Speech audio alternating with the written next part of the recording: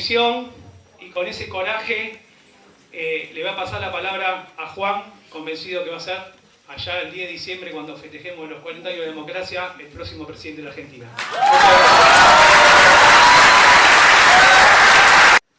Mari Peñi, Mari Lamien, buenas tardes, compañeros y compañeras. Y empiezo con ese saludo porque hace un año y medio, 2, escribí un libro que se llama Los Peores, que son, los de abajo, los chorros, los vagos, los planeros, los que reciben todos esos apelativos con los que el poder intenta crear un sentido común, y lo intenta con mucho éxito. Crear un sentido común donde en la Argentina el problema es la gente humilde, son los y las excluidos del sistema, es la militancia popular. Y me faltó una palabra que hoy se incorpora al diccionario de la demonización, que es la palabra mapuche. Han encontrado una palabra, que es la palabra mapuche, para señalar todo lo que está mal.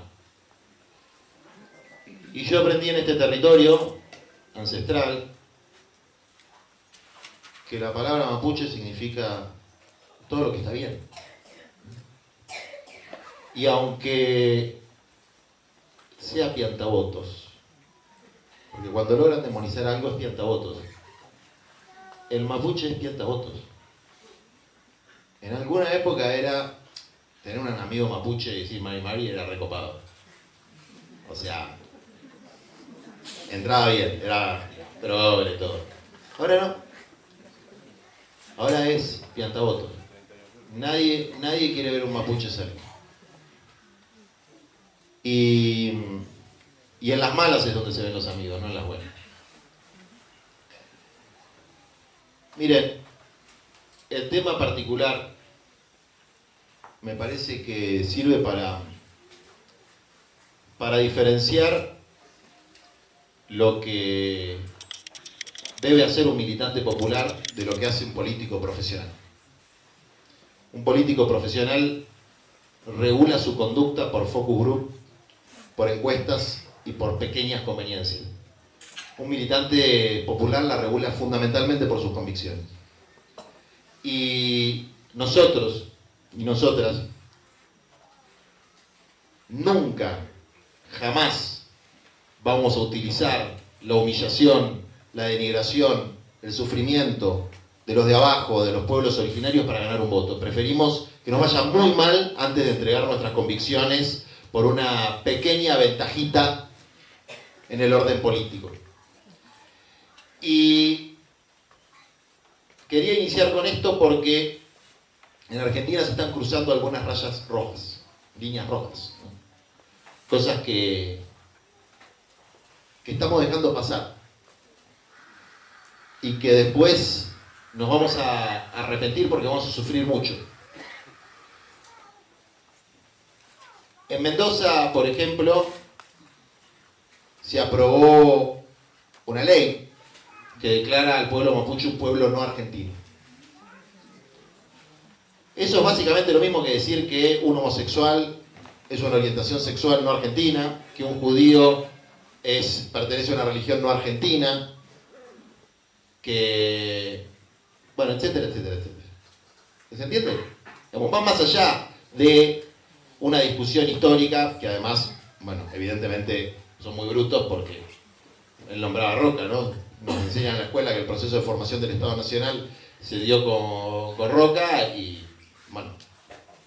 algo pasó acá, alguna gente mató acá, ¿no? ¿Y qué era esa gente? Pero bueno, más allá de la discusión histórica, no importa la discusión histórica en este caso, porque si vos decís los migrantes noruegos, evidentemente no son un pueblo originario de este territorio. Y si alguien saca una ley diciendo que los migrantes noruegos son un pueblo no argentino, lo que está haciendo es un acto de xenofobia nazi que queda como un precedente, en el que se puede declarar a alguien por su origen étnico, después por su religión, por su orientación de género, no argentino. Y eso se deja pasar. En el norte, en la otra punta del país, los Collas, que salieron de los cerros por primera vez en mucho tiempo, masivamente, están peleando porque el territorio que ellos cuidan también ancestralmente está siendo amenazado por proyectos destructivos, por una reforma constitucional en una provincia que se hizo en el marco de una represión, de una envergadura y una sistematicidad que no se pueden imaginar, ¿no?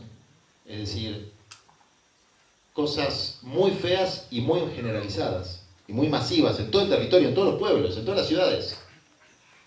Autos sin patente, entrando en las casas a patadas, secuestrando gente, vendándole los ojos a la gente. Es decir, generando una situación de terrorismo de Estado. Eso está pasando en la Argentina hoy. ¿Y qué hay detrás de todo eso? De toda esa crueldad. De todas esas líneas rojas que se van cruzando. Hay un proyecto geopolítico, hay un proyecto económico, que a los que nos formamos políticamente después de la crisis del 2001, los que sin ser kirchneristas festejamos el no al ALCA y ese acto de patriotismo de los grandes dirigentes latinoamericanos,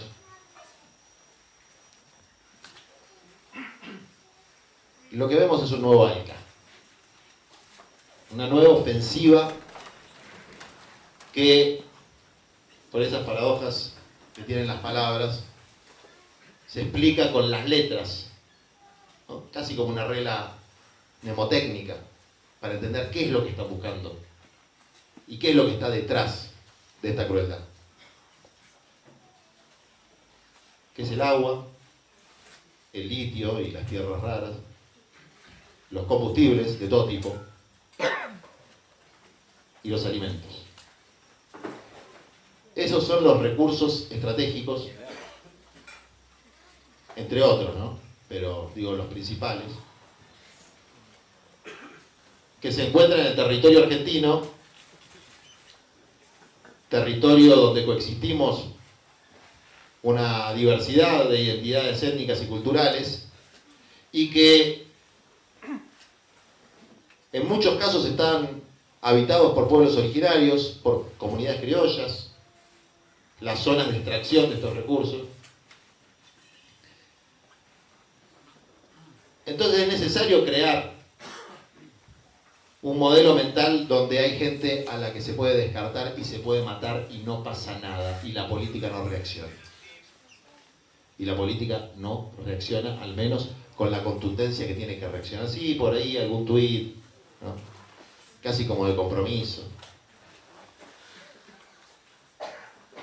Alguna foto, con suerte. Pero la política no reacciona. O reacciona, y esto es lo grave que está pasando en nuestro campo político, el campo nacional, popular, latinoamericanista, reacciona resignando sus banderas, siendo desleal a su propia historia. Reacciona llevando a la hegemonía de nuestro campo político a un hombre que representa los valores contrarios a los que representamos nosotros. Mi rival en las PASO representa a los intereses económicos y estratégicos que quieren imponer un nuevo AICA en la Argentina, que quieren que el agua, el litio y las tierras raras, los minerales en general, los combustibles, los alimentos, estén en función de la lógica de las ganancias de las multinacionales y no de la vida buena de los pueblos.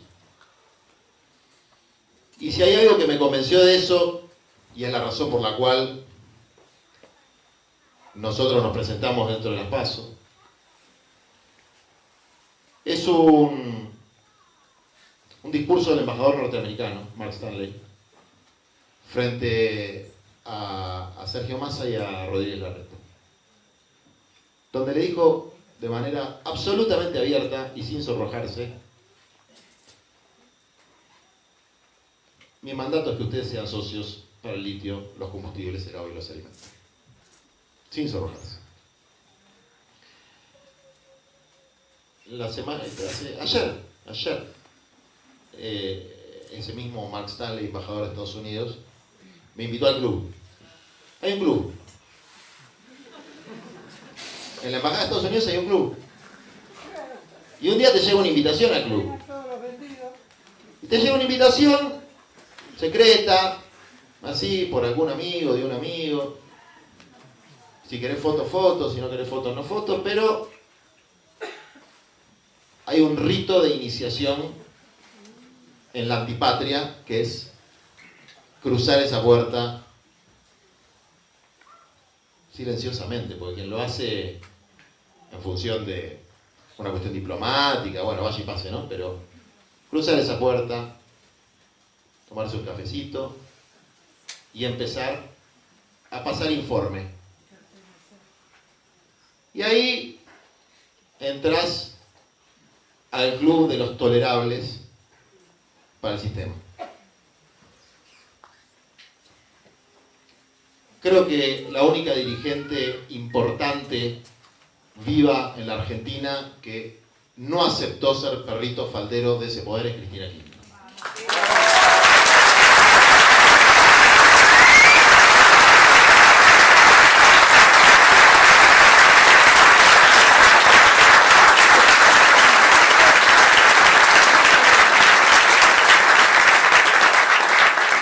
Y por eso y por todo lo que hizo por el pueblo pobre, por lo que hizo también por los pueblos originarios, porque la ley 26.160, que es una excelente ley, que lamentablemente no se aplicó correctamente,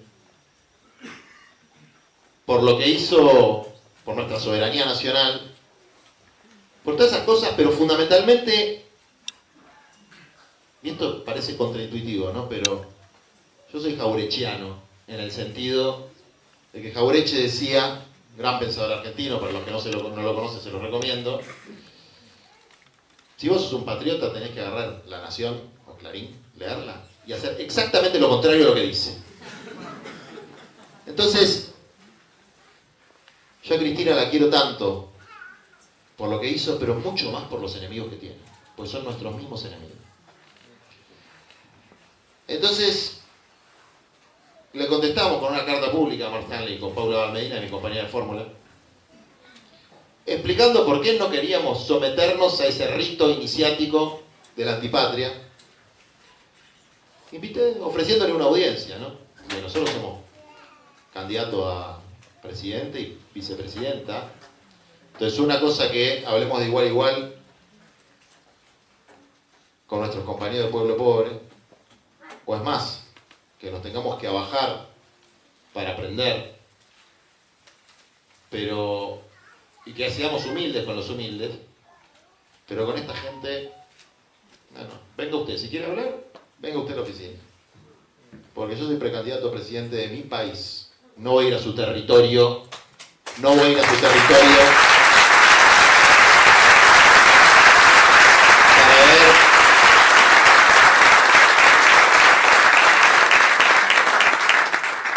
para ser uno más de los que entrega a su patria y sus convicciones, como decía Evita, por un banquete, una sonrisa, unas monedas.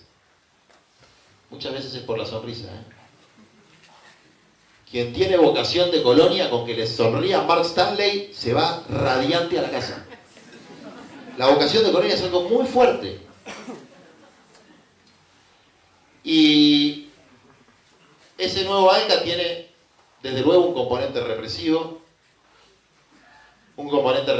que todavía no está operando a todo vapor en Argentina, porque si bien el gobierno que tenemos es un gobierno fallido desde muchos puntos de vista, no ha desplegado una política represiva, pero que en este territorio tiene un bochornoso antecedente con el Comando Unificado, que les aseguro que cuando ganemos va a ser lo primero que suprimamos en términos de política de seguridad. Afuera del Comando Unificado, Comando Unificado contra los narcotraficantes, no hay ningún problema. Unifiquemos todos los comandos que quieran. Pero contra los pobladores, contra los pueblos originarios, Comando Unificado. No sé, yo todavía no encontré a ningún gendarme ni a ningún policía que hayan matado. Ningún peñi, ¿eh?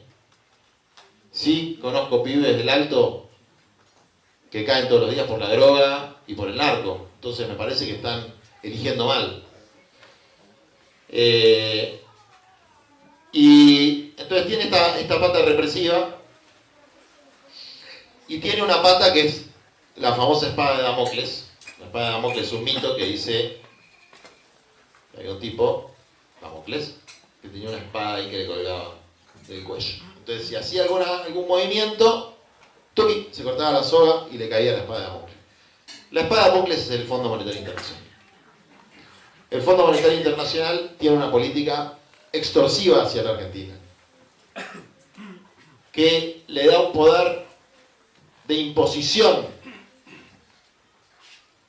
es decir, la proscripción de Cristina, tiene que ver con un conjunto de factores de poder entre los que está el Fondo Monetario Internacional, la mafia judicial, la élite local, el Círculo Rojo.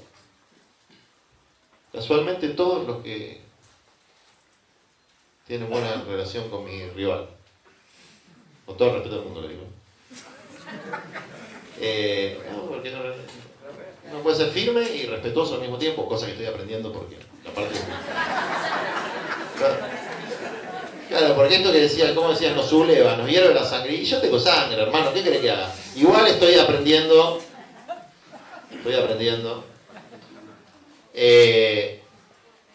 Y la espada de Damocles va a seguir estando muchos años si nosotros no definimos una estrategia diametralmente opuesta a la que viene llevando el gobierno desde el primer día con el ministro Guzmán y que sigue aplicando con el ministro Sergio Massa. Estrategia que fue ratificada por una extraña alianza del Frente Renovador, el albertismo y Juntos por el Cambio, en esa votación patética que hubo en el Congreso Nacional. No sé si se acuerdan, que se votó el acuerdo con el FMI, que había, en vez de denunciar la estafa, se validó en términos legislativos un nuevo acuerdo con el Fondo Monetario Internacional. Encima nos quisieron vender que era una cosa extraordinaria. Porque si al menos alguien se hubiese parado delante de la gente y hubiese dicho, miren, tengo la espada de Damocles y no me la banco, qué sé yo. Si hubiesen querido otra cosa, hubiesen elegido a otro o a otra. Yo no me la banco, así que hubiese planteado un referéndum, a ver que el pueblo decida. Pero no, nos dijeron que era un acuerdo extraordinario y a partir de la suscripción de ese acuerdo pasaron dos cosas. Nuestra coalición política se fragmentó, porque muchos, entre los que estuvo Máximo Kirchner, la mayoría de los diputados de la Cámpora, nuestro diputado del Frente Patria Grande y otros tantos, no aceptamos ese acuerdo. Y esa fue, creo que, la gran claudicación de nuestra coalición, más allá de todos los demás errores, en términos estratégicos. Y yo me acuerdo quiénes votaron, ¿Y qué sectores votaron? y la fórmula que compite con nosotros, los dos sectores que están representados ahí votaron a favor de eso. Entonces acá hay una segunda diferenciación.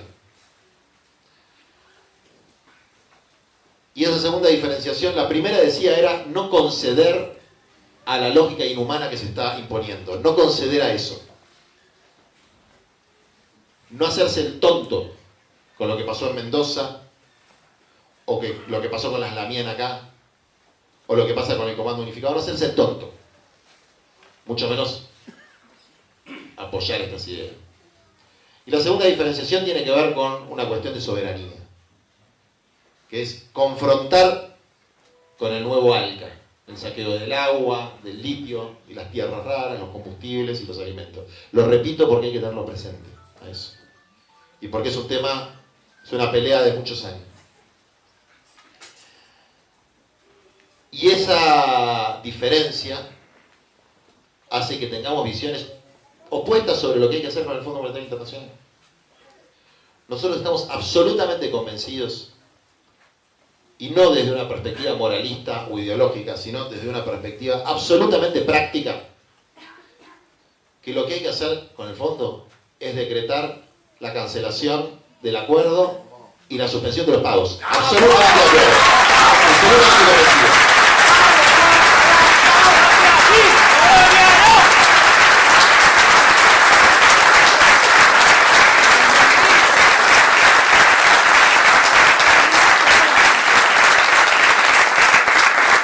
Voy a explicar por qué.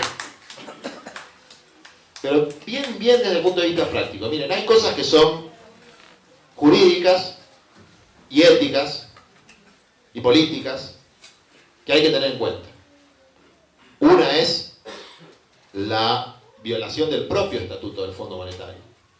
En su artículo 6 establecía con claridad que no se podía mandar dólares, lo voy a decir en criollo, para lo que se conoce como la formación de activos en el exterior, que es la fuga de capitales. Es decir,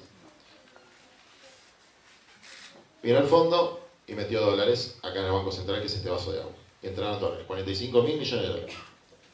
Por lo menos la mitad, según los cálculos, así como entraron, se fueron al exterior. ¿Y quiénes se los llevaron al exterior?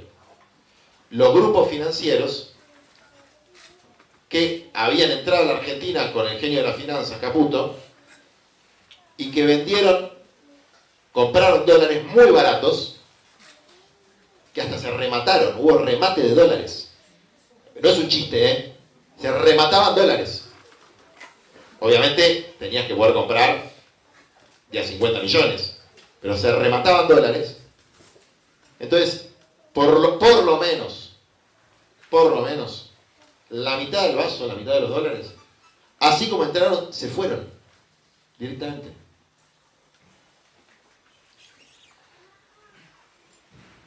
Y de la otra mitad se entiende bastante poco que fueron a financiar. Pero hay una mitad que se entiende muy bien y que aparte está registrada en el Banco Central. Claro, los capitalistas, los financistas pueden decir, pero bueno, yo no hice nada, señor. Si acá hubo un gobierno que me permitió hacerlo. Y hasta te diría que tienen un poco de razón. Los que no tienen razón son los que pusieron el agua en el vaso. Porque ellos no podían ponerse agua cuando había una evidente maniobra de formación de activos en el exterior. Otro elemento es que pusieron más agua en el vaso de las que le permitía la cuota que tiene la Argentina. Es decir, si cualquiera de nosotros va a un banco a pedir un crédito, bueno, primero a la mayoría no nos lo van a dar, pero ponele que alguno tenga un sueldo blanco bien, más o menos. La presidenta de la Comisión Nacional de Energía Atómica, Adriana, un aplauso para la compañera, capaz que con su crédito chiquitito. Entonces, bueno, le dicen, bueno, mirá, con el sueldo que ganás, yo sé que sos muy inteligente, tenés mucho posgrado, que haces reactores nucleares, pero con el sueldo que ganás te puedo dar $40.000. Bueno, está bien, algo es. Bueno.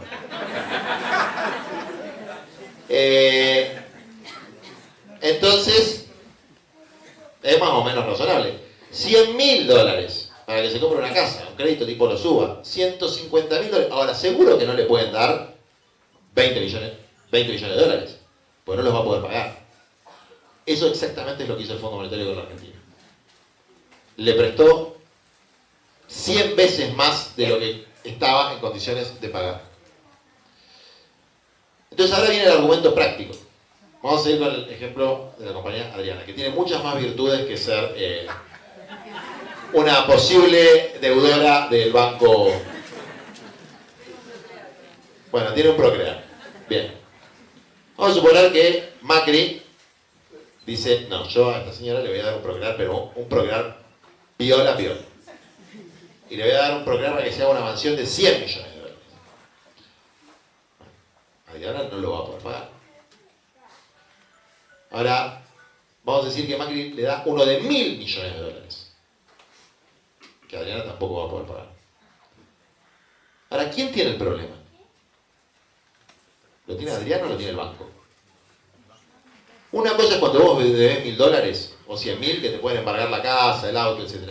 Pero cuando vos debes 45.000 millones de dólares y sos el principal acreedor del Fondo Monetario Internacional, les puedo asegurar que si nosotros dejamos de pagar, se cae el fondo, no la Argentina. Se cae el fondo.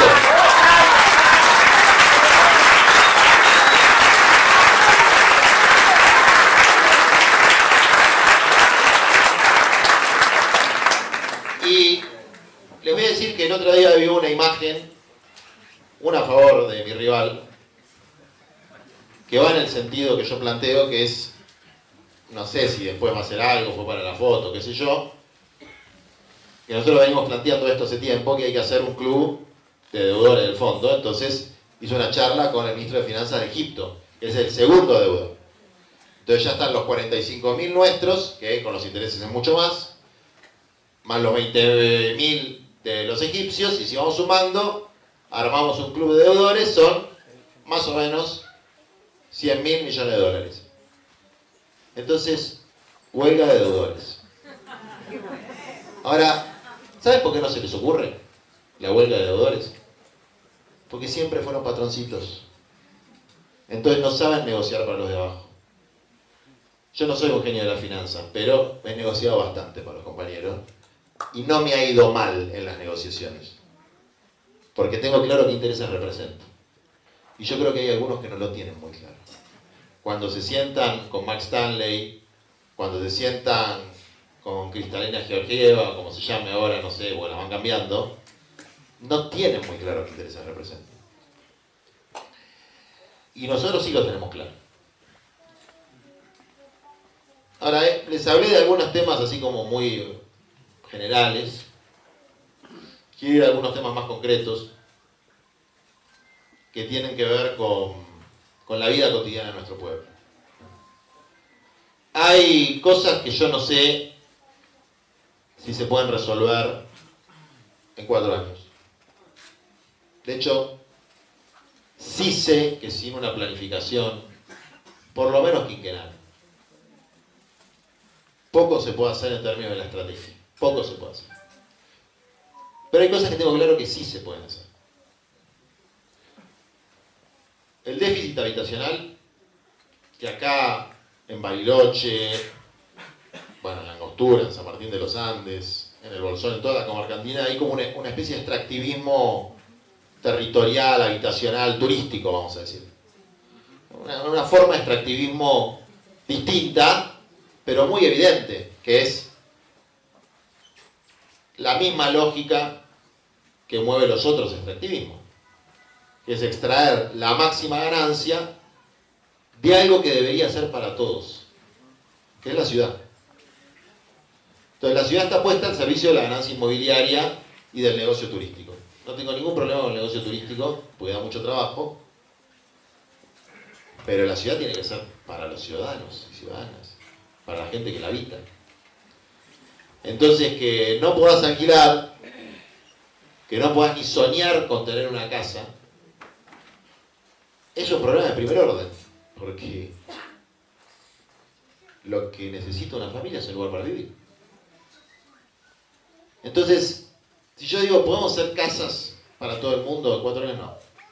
Pero hay algo que podemos hacer, que hicimos y que sabemos cómo se hace, que es que cada familia de la Argentina tenga un lote con todos los servicios y se puede ir construyendo de a poco su casa. Lo sabemos hacer.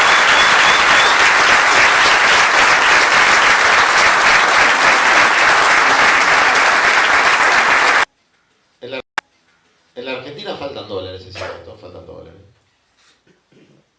Pero tierra no falta, hermano. O sea, no poder darle un terrenito de 250 a 500 metros cuadrados a cada familia es criminal. Así que esa es una de las propuestas, si se quiere, o una de las cosas que nosotros vamos a hacer si ganamos. Y que esto y otras cosas que voy a tratar de decir brevemente, cada voto que juntemos va a estar al servicio de condicionar el sistema político para que estas cosas se hagan. ¡Eso! Cada voto que juntemos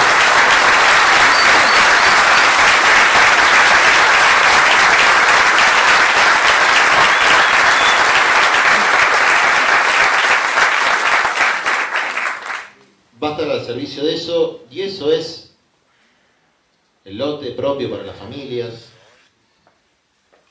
la finalización del relevamiento de la 26160, del relevamiento indígena, y la entrega de los famosos títulos comunitarios que nunca se entregaron a las comunidades, que son 1500 registradas y muchas no registradas.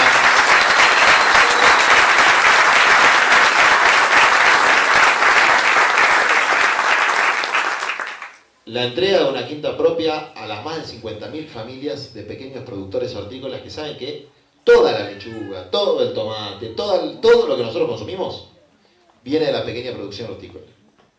Y nuestros compañeros y compañeras viven en las peores condiciones que se puedan imaginar. Porque, como pagan un arriendo, el 90%, además de que es un arriendo muy caro, además que es un arriendo que está regulado por una ley de Videla, por la ley de arrendamientos rurales.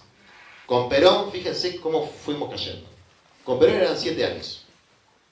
Eran 7 años, vos alquilabas un pedazo de tierra para trabajar, como mis abuelos, y 7 años era el alquiler, no te podían sacar antes, y tenía que venir con vivienda. Decía vivienda higiénica. Cuando le hacen el golpe a Perón, en el 55, lo primero que sacan es la ley de arrendamientos rurales, y la bajan a 5 años. Y ya decía vivienda, pero no decía la palabra higiénica, decía vivienda. Y después Videla la baja a 3 años y ya ni aparecía la palabra vivienda. Razón por la cual los pequeños productores viven en taperas, produciendo los alimentos que nosotros comemos. Es criminal también. Entonces, cuando nosotros hablamos de reforma agraria, hablamos de muchas cosas. Hablamos de agroecología, hablamos de no deforestar, hablamos de terminar con la destrucción del bosque primario. Hablamos de erradicar el uso del glifosato y los pesticidas en un plazo de 4 años, cosa que es perfectamente posible y además necesaria. Y ya se hizo en la Argentina, en Gualeguaychú, en Misiones, donde no hay un gobierno de ultraizquierda. Tienen plazo de 2 años para erradicar el glifosato y otros agrotóxicos, porque ya está comprobado que nos enferma. No es una cosa hippie, nos enferma. Y además se pueden reemplazar por bioinsumos. Existe eso, ya lo están haciendo las grandes empresas. Lo que pasa es que a veces en la mentalidad de los patroncitos del subdesarrollo, cuando nosotros decimos esas cosas es que somos tontos, que somos románticos, somos idealistas. Mirá, en Francia no quieren soja transgénica. Tal cual. Quieren orgánica. Los chetos de Recoleta no quieren el pollo con las hormonas, quieren el pollito piola. Entonces, nos están tomando el pelo. Si los ricos quieren esa, debe ser porque hace un poquito mejor que la que nos dan a nosotros, ¿no? Entonces, que cada uno de estos quinteros tenga su propia tierra. Yo hice algo que me parece que es una cagada, no sé, el tiempo lo dirá. Que traté de hacer una especie de alianza táctica con uno que se llama Grobo Copatel. Yo hago a veces esas locuras, ¿viste? Digo, bueno, claro, vos me tenés que apoyar en el tema de las quintas, me tenés que conseguir 10 votos de Juntos por el Cambio. Después yo tenía que convencer a los nuestros, que tampoco son tan fáciles de convencer. 10 votos de Juntos por el Cambio. Para que cada quintero tenga su propia quinta. Y él me dijo que sí. Me parece que me cagó un poquito, no sé. En general, pero ya voy a arreglar cuentas. Ya voy a arreglar cuentas. Pero es algo que se puede hacer. Sí, obviamente hay que armar algún esquema de alianza táctica, o hay que sacarlo por ley. Obviamente soy presidente, lo voy a hacer de otra manera. Ya sé cómo lo voy a hacer. Pero como todavía no soy ni presidente ni nada...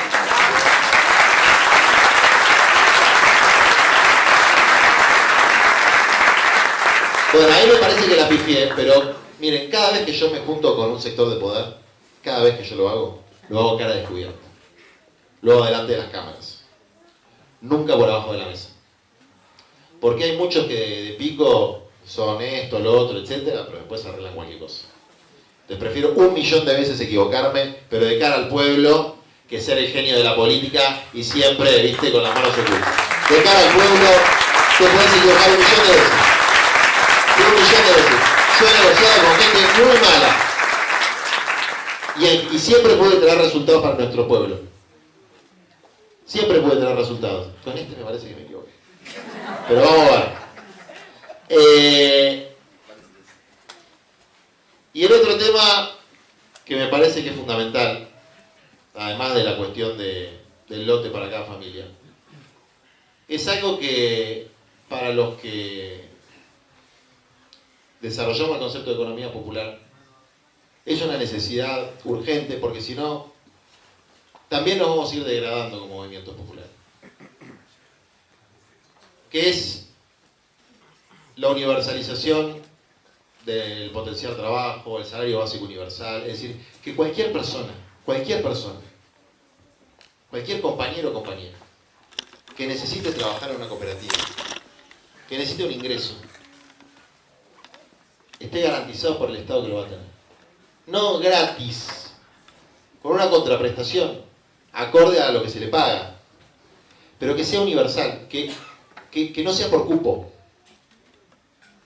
Después los movimientos populares tendremos un rol en la agremiación, en la organización del trabajo, que es un montón.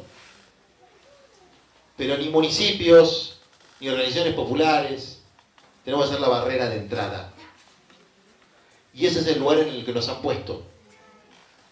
Ser la barrera de entrada, porque si a mi barrio viene, y pasa, un vecino, una vecina, me dice estoy sin laburo, y se juntan 2, se juntan 5, yo hago una listita y 10, y a mi compañero de la esquina le pasa lo mismo, y juntamos 100, vamos y pedimos 100 cupos.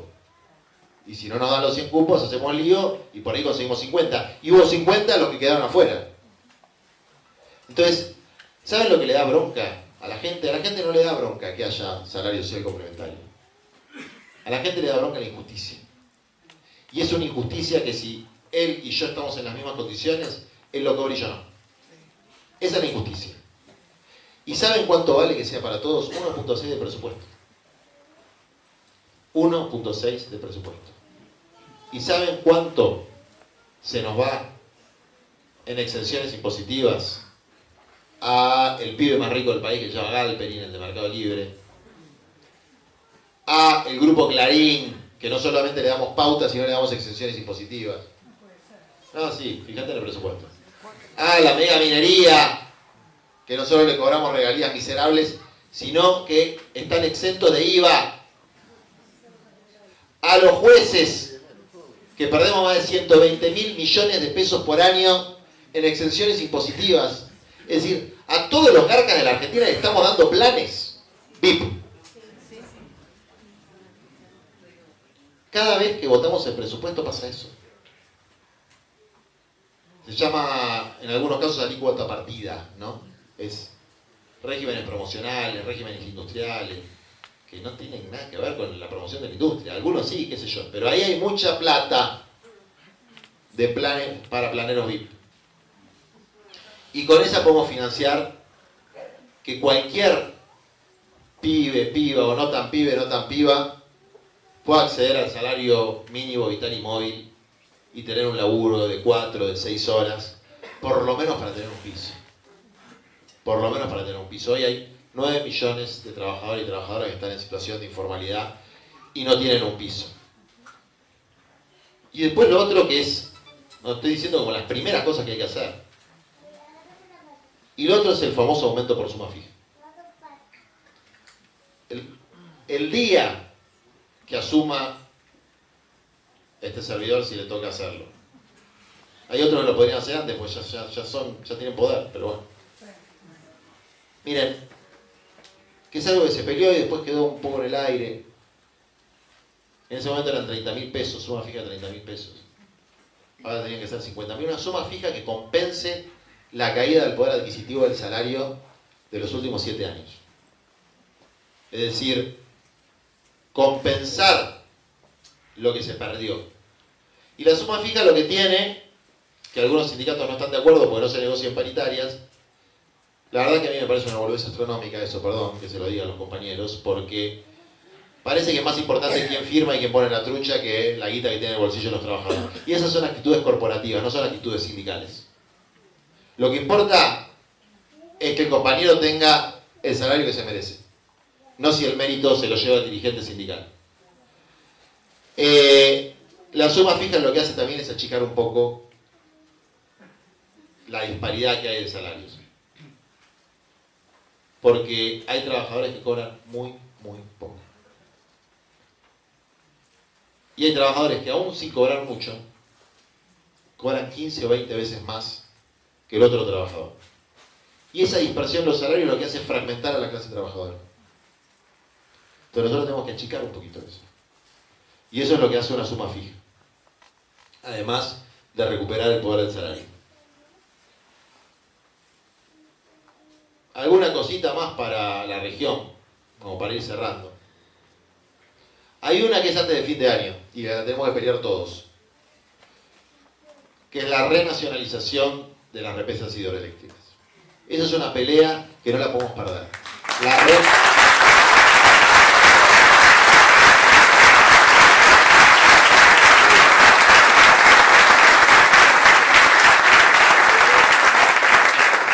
Se vencen las concesiones. En un par de meses se empiezan a vender las concesiones. Yo estuve en la del Chocó.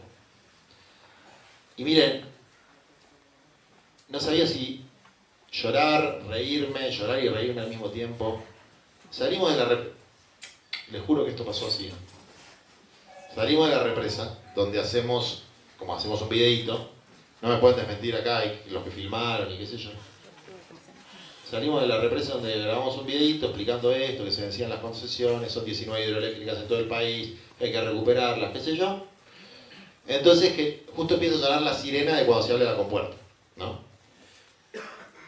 Y queríamos agarrar una imagen de la compuerta abriéndose. Entonces bajamos y nos metemos por un caminito y había, pero no a 1 kilómetro, a 50 metros de la estación, de donde estaban los transformadores, había unas 15 casitas de pobladores que tenían sus ovejitas y qué sé yo. Entonces nos tenemos que meter por ahí para llegar ahí y uno de los pobladores me reconoce y bueno, parece que le caía bien y claro, y estaba la mujer, no van a creer, pero esto pasó, cortando leña. Estaba cortando leña. Y tenía paneles solares. El tipo no tenía luz y estaba al lado. Y en el Chocón, que es el pueblo de la reserva El Chocón, paga la luz 3 veces más de lo que la pago yo en el conurbano bonaerense.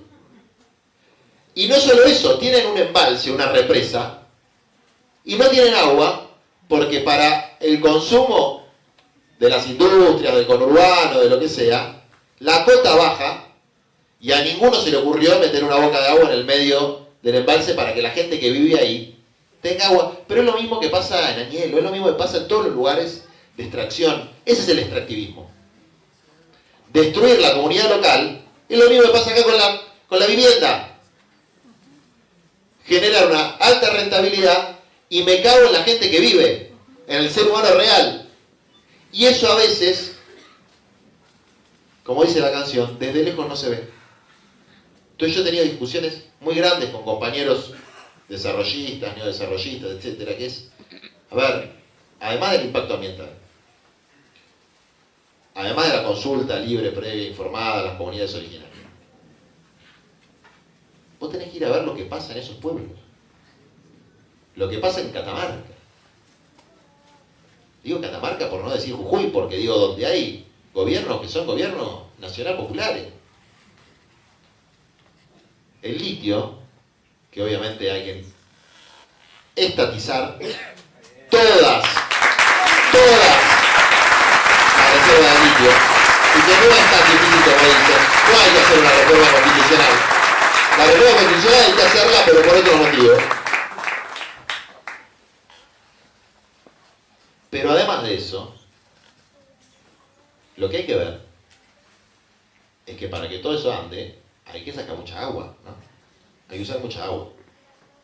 Entonces, si la gente no tiene agua para tomar, y ponemos toda el agua para el litio, tenemos un problema de invertir las prioridades. Ahora me invitaron, estoy muy agradecido con la compañera Cristina, que fue de quien vino la invitación. A mañana, 9 de julio, se hace la apertura del gasoducto. Muy importante el gasoducto. Nos va a permitir un elemento de soberanía energética que, cuando yo le pregunté, porque no es que digo, no vamos a pagar alegremente, no. Fui a Portugal, donde hubo un acuerdo con el Fondo Monetario, fui a Grecia, fui a distintos países a ver, che, ¿cómo hacemos esto? Y el máximo experto para mí, que es un portugués, hay un francés y un portugués, me dice, tenés que garantizar 3 cosas: energía, alimentos y remedios. Para resistir tenés que tener esas 3 cosas. Bueno, alimentos se supone que tenemos, aunque no le llega a todos los chicos, ¿no? Pero energía vamos a tener con esto. Y el tema de los remedios, estamos ahí, pero podemos mejorar. Pero esto para mí es muy importante. Lo que va a pasar ese día es para festejar. Pero el 40% de la población argentina no tiene gas. En Neuquén, en Centenario, en San Martín de los Andes, supongo que en el Alto de Bariloche, el gas natural no llega. Entonces, posta, nos están cagando. O sea, no sé, que tenemos una super cosa de gas y la gente nuestra no tiene gas. No sé, Alcoyana, algo está mal. Entonces, insisto, ¿cuál es la función que tenemos nosotros en la política? Decirles eso. Decirles, está todo bien, pero vos, compañero Massa, tenés gas en tu casa. Nuestra gente en el Alto de Bariloche, atrás de San Martín, no tiene gas. Entonces, hacer además del gasoducto, las conexiones internas.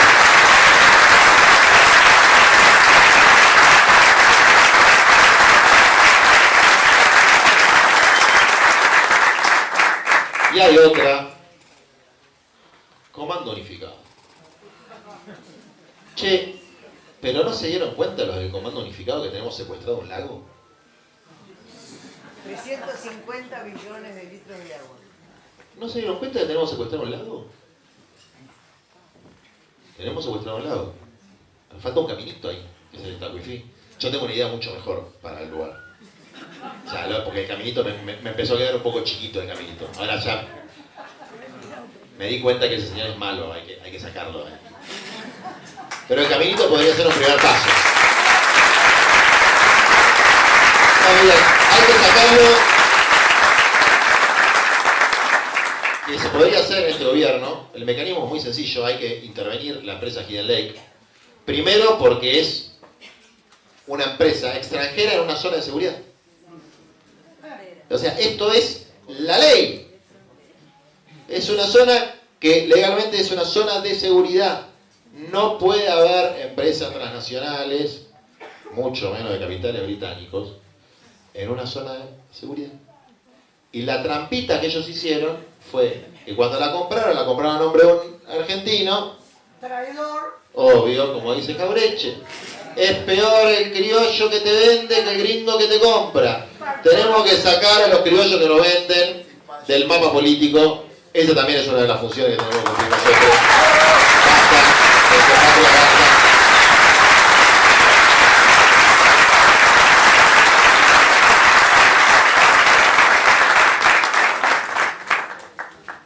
Bueno, vayan pensando qué vamos a hacer en ese lugar tan lindo. Cuando vuelva a ser del pueblo, ¿no? La República de los Niños. La República de los Niños podemos hacer. Vamos a hacer un centro de acompaña? investigación. Podemos hacer viviendas. Pero el lago escondido y toda esa zona va a volver a ser del pueblo. A la larga, a la corta. Pero se sabe bien.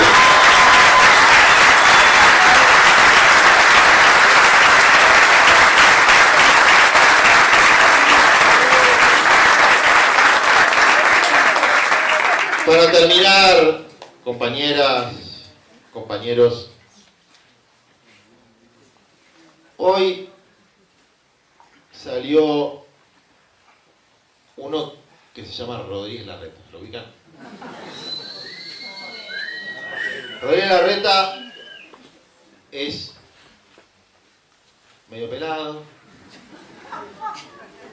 Se juntó con otro que medio pelado también, que se llama Gerardo Morales. ¿Todo bien con los pelados? No soy peladofóbico ni nada, veo cuántos acá. Estoy describiendo. Y armaron una fórmula presidencial. Y esos dos se dedican a decir cada vez de manera más burda, uno que me va a meter preso, ¿no? Porque, bueno, Morales es como un tirano, entonces él decide quién va preso y quién no va, aunque no sea un juez. Pero el otro, que la jugaba de moderado, hoy o ayer dijo que para resolver el problema en la Argentina hay que sacar a los Juan Grabois del mundo.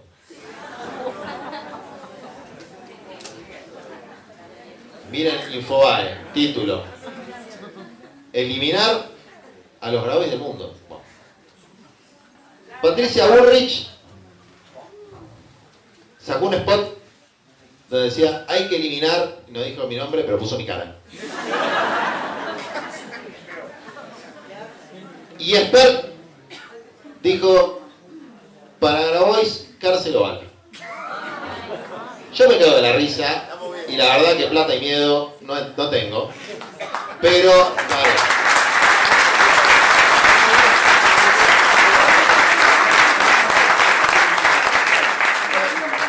No me quiero hacer la víctima. Víctimas, nuestro pueblo pobre. Pero de verdad se está cruzando una línea roja. No da.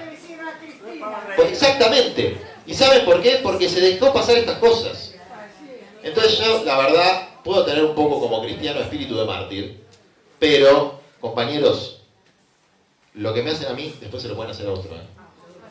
Entonces, no da que pase por un tubo que dos candidatos a presidente, una a presidenta y otra a presidente, digan que quieren eliminar a otro candidato a presidente. ¿No da? Entonces, eso hay que frenarlo. Y eso hay que decirle a los compañeros, loco, no se hagan los boludos con esto. No se hagan los boludos. A mí me preocupa mucho que nos acostumbremos, ¿no? A veces me preguntan, che, ¿por qué no hay un estallido? O me dicen, ¿no? O me lo dicen como una pregunta o a veces me lo dicen como cómo evitarlo. Mi respuesta en general es, el problema no es que haya un estallido. El problema es la degradación lenta a la que te vas acostumbrando. Te vas acostumbrando a la degradación, te vas acostumbrando a la discriminación, te vas acostumbrando a la injusticia. Te vas acostumbrando. Es normal no poder tener una casa, no poder alquilar. Es normal que un empleado en relación de dependencia de una empresa privada gane por abajo de la línea de pobreza. Hemos normalizado cosas que están mal. Hay que militar. Entonces, hay que militar y hay que desnormalizar, por decirlo de alguna manera. Los que elegimos. Desnormalizar cosas que hoy pensamos son normales. Por ejemplo, que declaren un pueblo no argentino a los mapuches. Por ejemplo, que digan que van a eliminar de la faz de la tierra a un contrincante político. Hay que frenarlo. Y cuando alguien dice, y esto creo que fue uno de los grandes errores políticos, cuando se cantaba, si la tocan a Cristina, ¿qué quilombo se va a armar? No se armó ningún quilombo, ¿eh? Entonces, ahí es cuando retrocedes. Cuando no bancás con el cuero lo que decís con el pico. Entonces, nosotros tenemos la obligación de bancar con el cuero lo que decimos con el pico. En cualquier escenario. ¿O se cree, compañeros? ¿O se cree que a Cristina le resulta simpático que el candidato oficial de la coalición sea alguien que dijo que iba a meter preso a sus hijos políticos, sea alguien que participó de la persecución y sea alguien que tiene las banderas exactamente contrarias a las que ella levanta?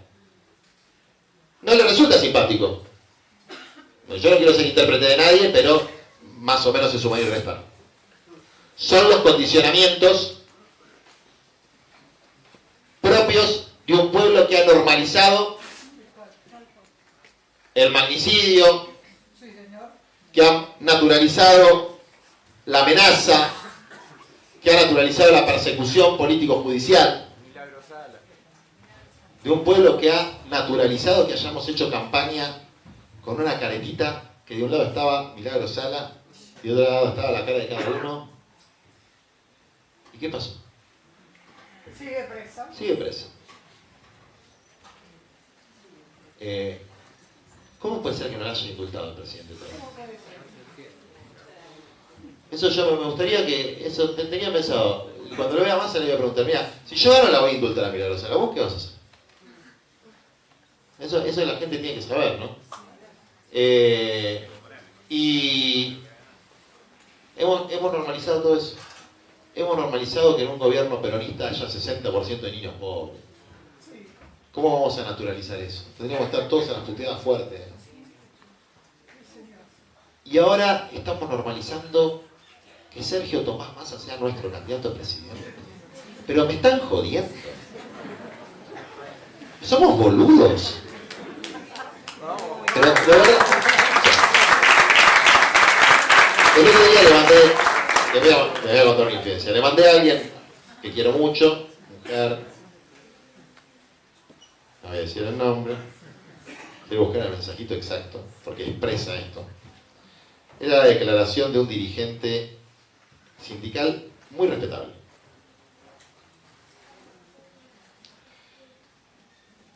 Dice así: si no era Cristina, el plan B era lo que Cristina quisiera.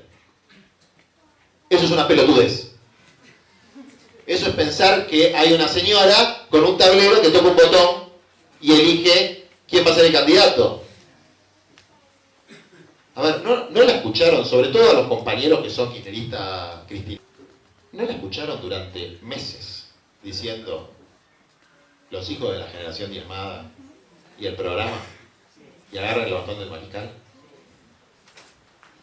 Y bueno, como que no pasó. Así es. Entonces, claro, después le vamos a echar la culpa a ella. Claro. No, el problema es nuestro. El problema es nuestro. El problema es nuestro. Entonces, para no ser parte de ese problema, que es, si la compañera te dice agarrar el bastón del mariscal y decir, no, por favor señora, no me lo dé que tengo miedo. Agarralo, papá. Y si no lo querés agarrar, lo agarro yo, me presento a las PASO y les aseguro que vamos a sacar muchos votos. Muchos votos.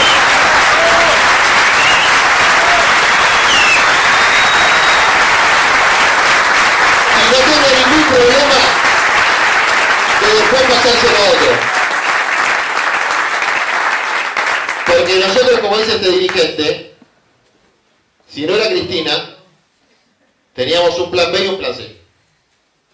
El plan B era Aguado. Se cayó el plan B, el plan C era por nosotros. Nunca Massa, Nunca alguien que no pertenece al campo nacional, popular y que no levanta la bandera de la unidad latinoamericana, la soberanía política y la justicia social. Nunca.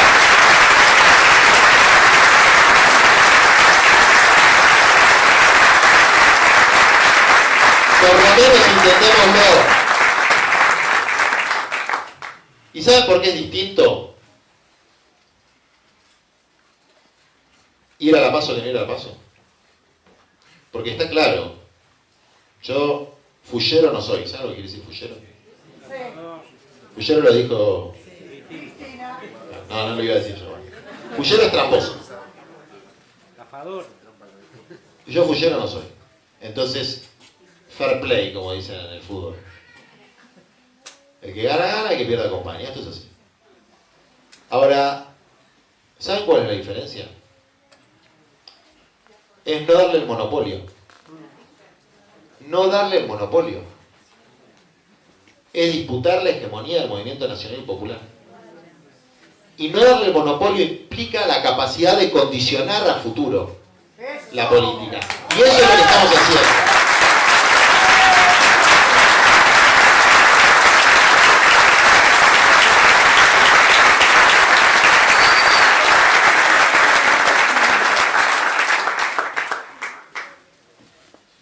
Así que, compañeras, compañeros, cada voto va a estar al servicio del programa de Tierra, Techo y Trabajo, va a estar al servicio de la ecología integral, de fortalecer la atención primaria de la salud, de fortalecer la educación de nuestros pibes que está tan mal, de fortalecer nuestra soberanía política. Lo vamos a usar para eso. Y ayúdennos, ¿no? Ayúdennos, porque imagínense, ayúdennos, la verdad, porque estamos, no tenemos aparato, no tenemos plata, no tenemos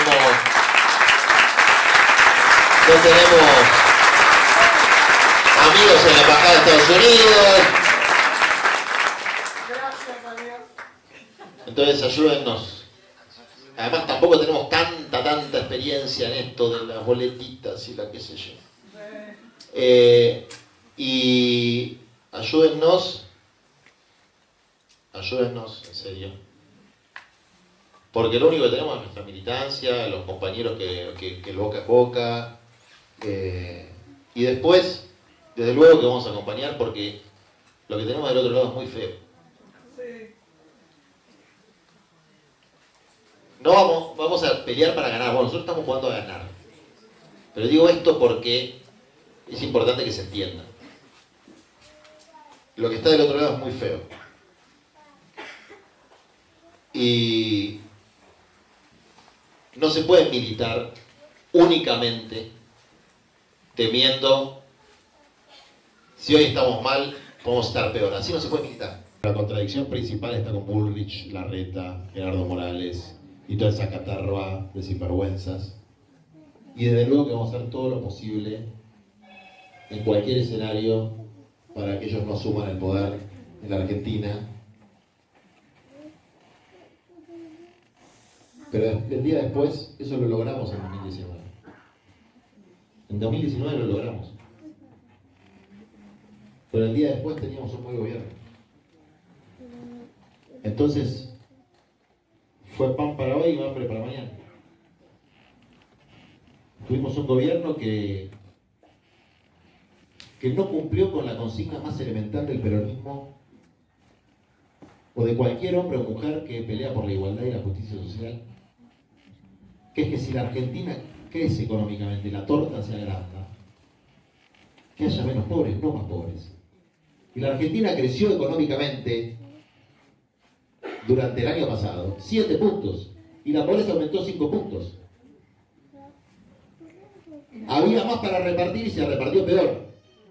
Esa es la antítesis de lo que hay que hacer. Entonces es difícil decirle desde nuestra posición a la gente, che, no, miren, ahora va a ser distinto. Entonces, insisto, tener conciencia de la contradicción principal no implica aceptar dócilmente la idea de que hay que actuar porque si no puede ser peor. Porque así terminás en lo peor. En Europa, yo sé que es distinta América Latina a Europa, pero miren, los que tenían que representar a los trabajadores se aliaron con los socialdemócratas por miedo a los neoliberales. Bueno, entregaron las banderas. Después se aliaron con los neoliberales por miedo a los fascistas. ¿Y saben lo que hay ahora? Fascistas. Entonces tenemos que aprender esas lecciones. Estamos siguiendo el mismo camino. Primero con el socialdemócrata, ahora con el neoliberal. Por lo menos tenemos que tener conciencia de que ese no es el camino de la militancia, de que Sergio Massa podrá ser el candidato del aparato, pero no es el candidato de la militancia, que en este frente de la militancia es un candidato y que yo voy a hacer lo posible para representar a los